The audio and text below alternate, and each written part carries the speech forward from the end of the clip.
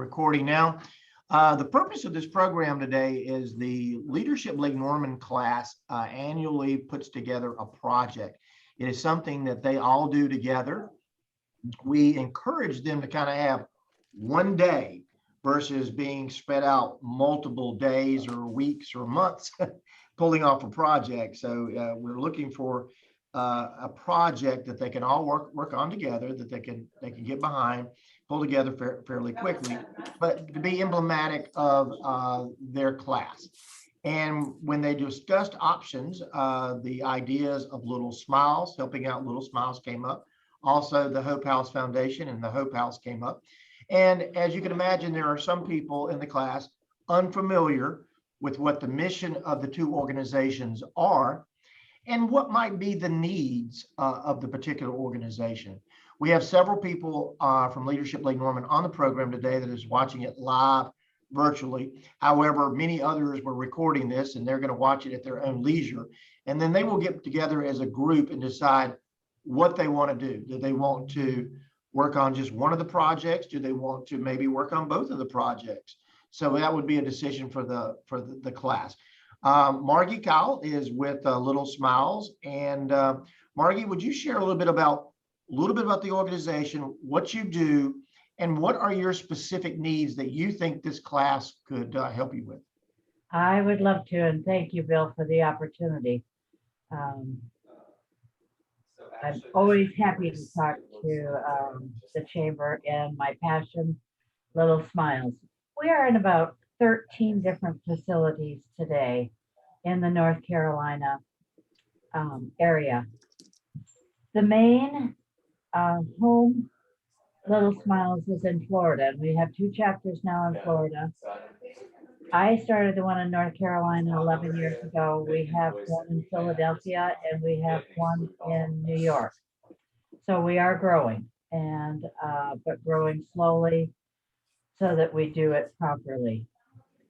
Basically, our mission is to do what it takes to put a little smile on a sweet child's face during difficult times. And whatever that takes is what we do. We work through the nurses, and the nurses tell us what these kids need, from character visits, laptops, birthday parties. Every child has a different wish. Some want tickets to go to a event. So when the nurses call, again, we try to do what that child would like to make their day a little bit happier. Our board, Tim Boone is president, Sharon Washam, vice president, Pam Hazelwood, treasurer, Melissa Donahue, secretary, and then Connie Burrows and Al Bentz are board members and have been for a while. We have lost a lot of board members during this pandemic. So definitely, if somebody wants something long-term, this is an opening that we're looking for. Why Little Smiles? When I was 16, I was in 3 major car accidents, told I'd never walk again. I proved them wrong. When my son was 15, he broke his neck in a diving accident. He too was told he'd never walk again, and there he is with his beautiful family. So we do whatever it takes to help children during difficult times. We have a strong teen program that will go out and help with Little Smiles. Now, this little guy in the middle had no idea what he wanted to do when he came to Little Smiles. He's now in med school and wants to be a pediatrician. So I'm delighted that we inspired him to do that. We have a storage unit across from Tenders. Used to be Uncle Bob's, now it's Life Storage, and we're open 24/7. We work with Toys for Tots, and we have 2 storage units now, totally full of toys that the nurses can come. And usually they take between 400 and 800 toys that they can just walk around the halls and give the kids whatever they need. There's Miss Debbie, who did not believe me with the monkey I gave her. And this cute story was, I said, if nobody talks to the monkey within a day, I'll take the monkey back. Well, apparently, according to Debbie, some little girl was misbehaving, and her mother told her to go in a timeout and tell Mr. Monkey what she did wrong. And she came back and put her hands on her hips and said, Monkey didn't think I was that bad. So that monkey hears all sorts of stories. So that's our storage unit. That's interim home health care, taking bags and bags and bags of toys for their kids. So we are Christmas every day of the year. This was our very first request, which was for a green golf cart. Now that's a little bit more than what we normally do, but we made it happen for a little guy with Down syndrome and leukemia. This was our very first laptop that we gave to a little gal, and she wrote me back years later telling me how much that meant to her and how much we had helped her. Almost anybody who's lived there remembers Tori, and Tori wanted to be in the Miss North Carolina teen pageant, which we sponsored her to do. We lost her Christmas night 4 years ago at 9:26. She was the most beautiful, beautiful child. Character visits. We had our first fall ball for 60 kids with disabilities, and that's another area where you could help us greatly put a one night party on for kids that have problems that are well enough to get out and have some fun. These kids danced all night. It was funny. The one nurse came up to me and said, my one child has not moved that much since I've known her, and I've known her for 3 years, but she would not sit down.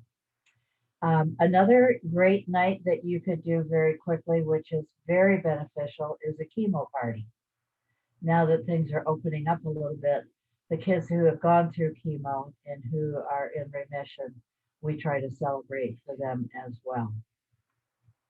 Birthday parties, no child should be in the hospital on their birthday. So we really try to do everything that they would like to have done on that special day. Again, our teen program, we work very closely with the teens. If they need some volunteer hours, we are happy to work with them and make that happen.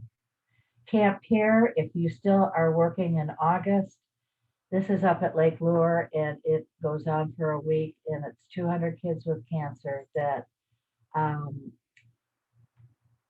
there's Woody Washam, Michael Jackson, not the real one, and my husband in the red in the middle.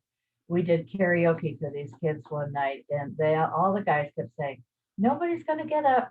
They did not sit down. So we do what it takes all week to make those kids feel normal, if even just for a week. Rotary has been spectacular with their wine spectacular and supporting Little Smiles. Any type of fundraiser you can dream up that would be quick, fast, draw, and make some money. Cornhole is always a good, fast, and fun one. We're getting back to comedy night. If you guys wanted to organize a comedy night, that's always a huge success. And we've been told that they will be starting over very, very quickly with that as well. Now, Rotary did a rock and run for us. And that would be another area that would just be a one-shot deal and raise quite a bit of money to help Little Smiles. We've had fashion shows, golf tournaments. This was fun and a great way to get kids involved. This was our first year. We had a pie throwing contest for the kids that brought in the most DVDs and books. We don't take used items, but we will take used DVDs and books, and we give them to the Ronald McDonald House and to Levine. And the two kids that won could throw a pie at their favorite teacher, and that was just a fun way to support Little Smiles. Golf tournament, now it's the Dino Open in memory of our past president, Dina Cola. Another night was just a black tie party somewhere. Anywhere you wanted to do that would be another great, quick and fun way to raise some money to help lots of kids in need. These are our sponsors that we have worked with and basically helping us spread the word about what we do is what we need. Sponsorship, we always need money. Anybody who knows anybody in the media to get the word out would be appreciated. And to create and run a fundraiser would be spectacular.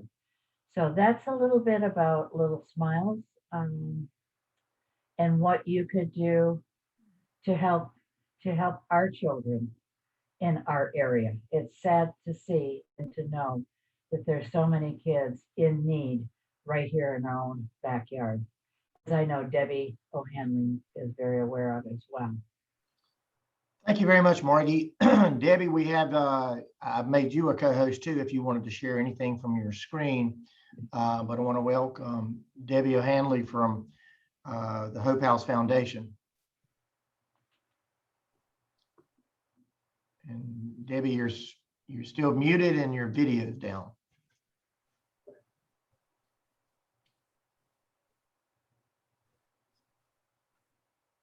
I love the Zoom world. Thank you so much for inviting me here and also to be with my friend Margie Kyle that I think the world of. I respect and honor the work that she does because when you think of the word hope, never have we in a time like this, everyone in our community experienced hopelessness and what transition feels like. And I think this pandemic has really made a narrative for us at Hope House on what it feels like to live with hopelessness, because we all, at certain times during this last year and a half, have felt that way. So thank you for inviting me here. We are a transitional shelter located in Huntersville that welcomes home women and children who are living with homelessness. And homelessness, it's not an identity, it's a circumstance. So when we think of homelessness, we generally think of the attention that probably the camps off of 277 got this past year, that we saw through the pandemic, a growing need for housing and resources when the whole world shut down. But homelessness in the Lake Norman area does indeed exist. It looks a little bit different from the camps that we would see uptown. So our homelessness is generally folks who are living in their cars, or they are living in some tents in Huntersville, Cornelius, Mooresville, and Davidson. They do a really good job of keeping themselves hidden from the public view because of the stigma associated with living homeless. So what we do at Hope House, we were the idea and the dream of Dr. Lebeth Lindquist, who back in 2005 was practicing at Lake Norman Family Physicians and saw the need in the community. She knew if you were experiencing domestic violence, she could refer you to this program. She knew if there was substance abuse challenges, you could go to this program. But where did the woman go to start over whose financial safety net had broke? So those are people, when you think about it, that have lost employment, have lost a financial partner, have experienced a medical crisis, their house burnt down. For whatever reason, there is a list of transitional reasons why people might experience homelessness. At the Hope House, we are a 12-bed facility, and what we do is provide resources and opportunity for people in our community who are without them. So we partner with all of the Lake Norman nonprofits that you can think of, from the Lake Norman Health Clinic to the Ada Jenkins Center to Angels and Sparrows. And even my friend Margie and I have come up with a way to provide hope to each other in a time when we can feel particularly hopeless ourselves. So I love that monkey. I love that monkey's story. That monkey is our mascot. That monkey knows more secrets than anybody at the Hope House, and he is providing smiles to children that are in need of healing and are hurting in a different kind of way than being in a medical facility. Sometimes we like to think of Hope House as a medical facility because of the things that our families experience, but definitely we are partnering with all of the area nonprofits. So we are a 12-bed facility. We welcome home families or single women up to 6 months. And while they're with us, we connect them to supportive services. They get to decide what that looks like, whether they are in need of financial support, whether they're in need of employment support, whether they're in need of mental health support, all of those things that they choose as their goal, we like to work on with for the 6 months that they're there. We have a 100% success rate of transitioning our families out into stable housing and stable employment, and that includes over 385 individuals in the 10 years that we've been open. When Dr. Lebeth Lindquist dreamt this in 2005, they didn't open until 2010. And the first family that they brought in was a Hurricane Katrina family. Because we are a 7-bedroom, 4-bathroom home, she could take in a family of that size. But the model flipped when I came along 7 years ago and said we can meet the needs of more families if we say that each bedroom is dedicated to a family or a single person. So we began to dream about 3 years ago about what it would be like to keep our families supported for a longer period of time than just having them stay with us for up to 6 months. So we are a 4-acre property, and I looked out over the deck one morning and I literally heard, "Build it." So we are all set to almost announce to our community the Cottages of Lindquist Glen, named after our founder, Dr. Lindquist, that will provide the next step of what we call transitional housing progressive. So what that means essentially.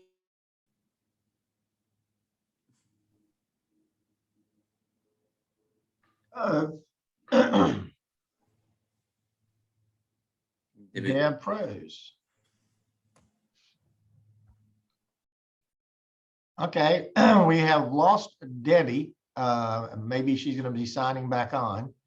Welcome, Vaughn. I see you have popped up and you're here with us. While Debbie is signing back on, maybe coming back on, is there any questions that anybody from the leadership group has of Margie? Just unmute yourself if you have a question and ask Margie if you have a question of Margie.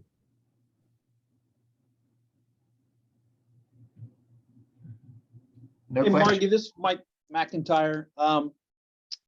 I am wanting to do something that's more physical or more volunteer based. I'm not really a good fundraiser, and that really doesn't make all my lights and whistles happen. So do you have any good opportunities for just physical labor or some volunteer presence? We do.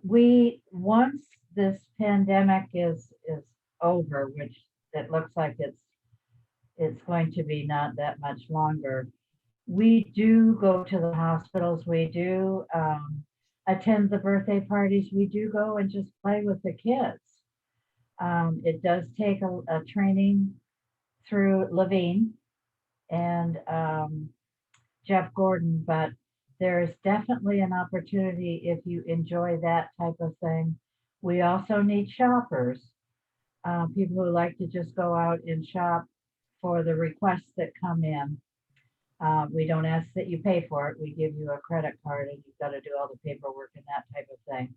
The other thing that you might really enjoy is joining us up at Lake Lure for Camp Care, when we really go and try to play with those kids, be with those kids, and entertain them while they're in camp for that week. The first time I went, I was blown away because I thought, these are kids with cancer. They're all going to be very, very sick. You wouldn't know they're sick at all. They're well enough to be there for that week. Some of them may have to go back to their cabin for medicines or whatever, but it's run by doctors and nurses, and they take such good care of those kids. and just to go and spend some time.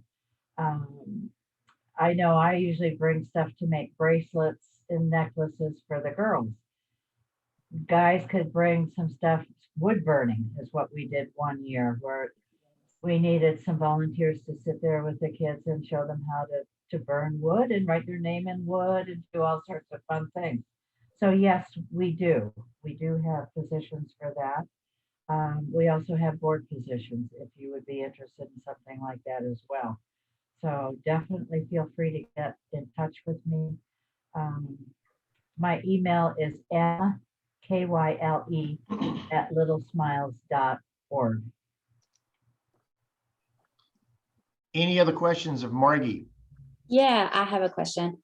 So I am different from Mike in that I'm not good at physical labor, but I'm really good at party planning and shopping. So talking about the fall ball that you were mentioning before, is that something you guys are intending to do this year, or is it something that's going to be virtual? Well, we were planning it, and it was going to be real. Okay. If it can be real, I would love it to be real, because those kids, I have never seen a more amazing party in my life.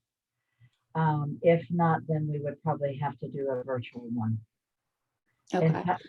time will tell, but I would love some help with somebody helping us organize that. And then I know you mentioned the camp also. So if we're just kind of doing a one-day project, would it be possible for us to just come up for a day, just for a couple Yeah. hours or a few hours, and just do projects with the kids? Would Yeah. we be required to go through a training for that? No. And that is amazing experience. It's a great way to start. And usually I have you come up the day they are going to have, it used to be a full service for the kids who've passed on. We've lessened that because it was way too emotional for the kids I would to deal imagine, with. yeah. Yeah, but we do have a service. One year we had doves, and we just released a dove in each child's name. Sometimes we just stand in a circle and sing and do some activities. We usually end up having dinner with the kids and then some of us drive home that night. So that's very definitely an opportunity. Debbie, Can you have your email one more time? It's M is in Margie, KYLE @Little Smiles, there's an S on that, .org. Thank you. and I'll have both emails when I send this out to everybody. Debbie, we lost you, but we didn't lose hope. We knew you'd be back. Sorry with the bad internet connection, but you were in the middle of talking. We took some questions. We filled the time with some questions of Margie about how people could help her. But let's go back to you. You were in the middle of talking. Perfect. So this is what happens when you're an active construction site. You lose power, you lose internet and all that. And these are one of the great lessons learned that we've had to be flexible with. So we are currently under construction at the Hope House with 3 cottages. They are named Joyce, Faith, and Grace, and they will be 2-bedroom, 2-bath, 875 square foot homes where a family could live in for up to 2 years, and set goals for potentially permanent home ownership by the end of it in what we call permanent phase of our programming. We have 2 other homes now, the partnership with Ada Jenkins in the community, one in Summers Walk in Davidson and one with the town of Davidson, where we have practiced out this model. And in December, we were gifted 4 lots by the town of Huntersville to build on there. So we have already a donor who has named that cottage Courage and would like for it to be a veteran family that could live in there. We currently have a veteran family in our home. It's a mom with 3 daughters who was a field medic in the Army and served 2 tours in Iraq. And when her service was over, so was her marriage, and so was her career, and life fell apart. So we are working with her to get rebuild and to find employment and hit the reset button. So that's essentially what we do. And the model homes in Huntersville will be 3-bedroom, 2.5 baths, because what we recognize, what has happened during this COVID pandemic is we are seeing more first-time families experiencing homelessness and bigger-sized families. So the model that we currently are constructing on the Hope House property, we want to expand that and offer more opportunity to a bigger family, or hopefully keep what we call an intact family. So that would be a married couple with children that we could continue to allow the restart button to happen. Because the other thing that COVID has done is the fastest rising population of homelessness are single dads. So we recognize that, and we want to keep up with the needs of our community and adapt ourselves to a community epidemic. You know, everyone talks about homelessness and affordable housing, and all three municipal towns have a different idea of how to address housing insecurity. We've come up with our own, which is trying to flip the narrative and allow transformative life changes to happen so that people can rebuild. We are blessed to serve in our community. We know that on any given night in CMS, this was pre-pandemic, over 5,000 children sleep homeless. Nothing warms my heart more than to see a kid come into the Hope House and at 4 years old, who has never slept in a bed, get that opportunity to sleep in a bed made up with a Spider-Man blanket that is now his security, and he's found his hope again. So I apologize again for the technical issues, but that means we're making progress on the cottage, because that means that the electricity is going in today, and we will soon be announcing our open house, of which you will all be invited to come tour and be a part of. So I thought about this when Mr. Bill sent out this email of what Leadership Lake Norman could do. And we happened to have that day a meeting with the Huntersville Police Department. And it astounds me to this day, after being there for over 10 years at Hope House, that the police don't even know what we do or who we serve. So we kind of put our heads together and said, you know, what would it be like to create a community awareness program and also serve our first responders in the same way as kind of a thank you. So I love to wordsmith things, and I thought, what about if we created a project where we provided hope and healing with a smile, and we hosted a cookout at the Hope House for our first responders, thanking them for a year of hopelessness, that we've now found our hope again. And it allows it, we could turn it into a fundraiser where Margie and I could share the spotlight and share the proceeds from that. Because to me, it's all about awareness. It's all about sharing each other's mission and ministry in our community. And hope is for everybody. And at a time like this, when our first responders have felt the same hopelessness that all of us have felt, I think we can create a new narrative in our community about what that looks like, and allow people to find the visible hope again. Other than that, ways that you can serve at Hope House, clearly we will have needs in the new cottages with landscaping, planting trees, planting bushes. The Hope House always needs toilet paper. So paper towels and toilet paper are two of our biggest needs. I will tell you, back, if we can all remember, in the beginning of the pandemic, toilet paper was at a premium, and we had a warehouse stockpiled of it and felt hopeful during a pandemic that we were the only ones with toilet paper. But that has now since diminished, because the one thing that we like to do is share our resources and our blessings. So toilet paper, paper towels, and paper products are always something we're in need of. That's an easy ask. Painting the inside of our house is a big one. We could use some sprucing up, because we focus so much on the cottages, we forgot about the inside of Hope House.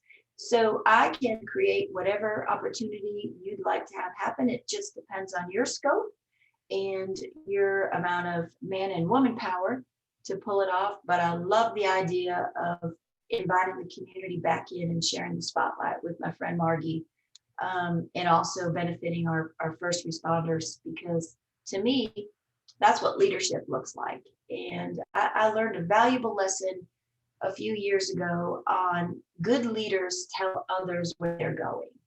And if we're not telling folks, they don't know how to follow. So what we need to do is tell them how to find their hope again as leaders.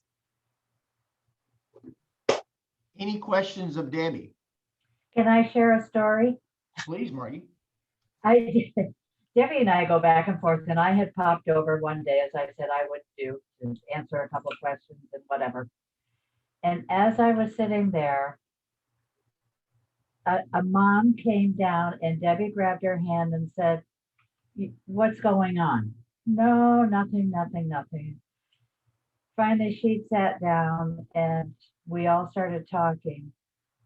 And my trade is designer and color.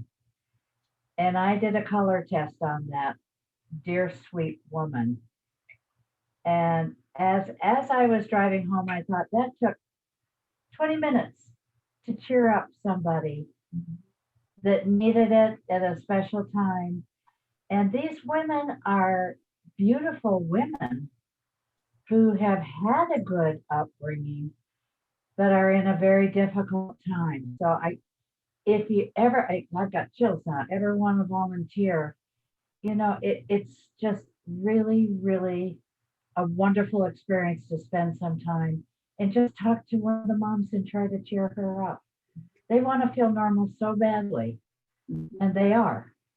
So, I love that experience, and it was fun. It made my day. Well, Margie helped us come up with a color team. That particular family is one that is going to go into the Joy Cottage. And her color analysis determined that her favorite colors were green and salmon. And guess what? The Joy Cottage is now going to be green and salmon on the inside. So right now we have designers fighting over the interior and what they should look like and what they're going to be. But we know right now that they've already done amazing work for the women that are in the Hope House, because they can look out and see their future. They can look out and know that their community is still rallying behind them. And when we talk about the woman that this serves, you've met her today. If you went to Starbucks, if your child drove the CMS bus, she's there. She is living with this stigma, with this trauma, and trying to make her life happen over again. We have had attorneys, doctors, wealth investment bankers from Wells Fargo live at the Hope House, who have all lived in their car for an extended period of time. Imagine our veteran and her 3 teenage daughters, 15, 12, and 7, living in their car for over 6 months after she served our country as a field medic and saved people's lives. And we as a community and a country can't even do the same for her. That's what I fight for every day. That's where I want to provide the hope and healing. That's where I need smiles to come alongside of these families and just say, we're here for you. That's really good. Questions of either Debbie or Margie? Debbie, I have a quick question. With your idea regarding the community awareness cookout and celebrating our first responders and bringing out community to get to know more about both of these awesome projects and foundations, what would be the timeline that you're looking at? Because I know with us, we're kind of closing out our class. I know Bill is probably prepping for the incoming class. So what would be the timeline, the most ideal time for that to occur, where we could loop both of these wonderful projects in together and do some fundraising behind that, and maybe also because of the need, that part of the entry would be, to supply some of the, the toilet tissue that you would need to get you guys restocked. When we have the canned goods so that you take to, different places, ball games or whatever, that we could, do that, have, one section for that, have a section also, Margie, of toys. So whichever one you're geared to go, then that would definitely help. But again, my question falls around the timing of the event. So the good news is, Nicole, we can make hope happen in a minute's notice. I mean, that's all it pretty much takes. There is a new position in the Huntersville PD department of a community awareness liaison. who's an officer who is charged to kind of do this. So, we had kind of thrown this idea out to them, and they were like, yeah, sure, that would be great if you guys wanted to host that. And I know it's a little bit of an undertaking for me personally, or as our organization to do. But I mean, I think it's an easy fix to be able to get a bunch of hamburgers and hot dogs and some chips and bottles of water and soda together. Margie has a tent on our property with Little Smiles and all of her goodies, and we have some big barrels there where people could fill it up with whatever they want to bring. We make this a community project. We bring hope back to our community. And I can do that this afternoon if you want to. But I think it's really easy. We have a partnership with the Community Tool Bank in Charlotte that provides resources to nonprofits. So there's where your garbage pails, your brooms, your tents, your all that. We can just sit down and easily pull this off. But we need to announce we're bringing hope back. Right. We're bringing hope back. Right. I think that would be great for and I'm only speaking for myself, but I do think that would be great for our community, because we have so many people that have been affected negatively by our pandemic, and people that are still going to be struggling. We have not even seen the impacts mentally that this pandemic has had on people. We won't see that for years to come. So we give people some something to get behind, something to engage them in, and kind of pull them out of some of the funks and the fear that we still kind of have around COVID. And with it being an outdoor event, I can definitely see it really taking on some legs. Well, and something to believe in again, right? I mean, if you look everywhere, like I went to Chick-fil-A the other day, hope was in their window. I saw a billboard, hope was on the billboard. I'm like, and I think for the first time ever, Nicole, we as a community have experienced what families living in transition experience every day. Every day. Yeah. When the pandemic first hit, my family and I sat down and I said, how are we going to do this? And they said, Miss Debbie, we got this. We know how to pick the marrow out of a chicken bone. What are you worried about? And they became the teachers to me of what living in a crisis feels like, because we all, oh my goodness, we experienced a shortage of toilet paper and a shortage of businesses closing and all of that narrative, right? We're tired. We're tired of that story.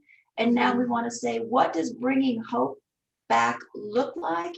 It looks like thanking our first responders, thanking our Margie Kyle, who provides healing and smiles, and welcoming home women and children who've experienced hope to the Hope House. We have 4 acres to throw off a party of epic proportion that leaders could easily do. And it's really not that hard. Perfect. So I'm open to whatever you want to do.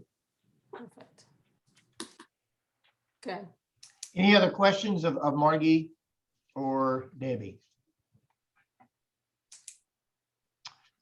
All right, well then what we will do is, again, this has been recorded and I will throw it to YouTube and make sure that I get this out to everybody. Margie and Debbie, I would ask that you send me the email. I mean, I know I have your email, but if you can put your contact information, email to me. When I send this video out, I'll have the contact information, because it may be that the email I use with you may be a different one than you want the leadership class contacting you with. So if both of you could just email me back the contact information, and maybe even if they wanted to go to your website, your website to have more information about your organization. Yep. I will put that into the link that I send out to the Leadership Lake Norman class. Debbie, can you provide your email right now as well? Sure, it's D O'Handley, DOHANDLEY at hopehousefoundation.org. Thank you. You're welcome. Well, I want to thank both of you, Debbie and Margie, for taking time this morning with our leadership class, and all the leadership class participants who could join us this morning, and those who are watching it later on recorded video. And when you get together for your program on May 20th, that's going to be the new date. We decided we were doing it one week earlier because no one wants to meet on the Thursday before Memorial Day. And we're putting together a great program, by the way, on community infrastructure. But May 20th, you'll be getting together, and maybe we can talk about what you're going to be doing at that particular program. It is going to be in person. So all the people that are watching this from Leadership Lake Norman, are we having a virtual program that day? There'll be portions that you could join, but I encourage you to be there in person. So again, everybody, thank you very much for watching, and we'll see everybody on the 20th, and Margie and Debbie will be back to you. Thank you. Thank you so much for your time. You bet. Yes, Thanks. you. thank you. See you guys later.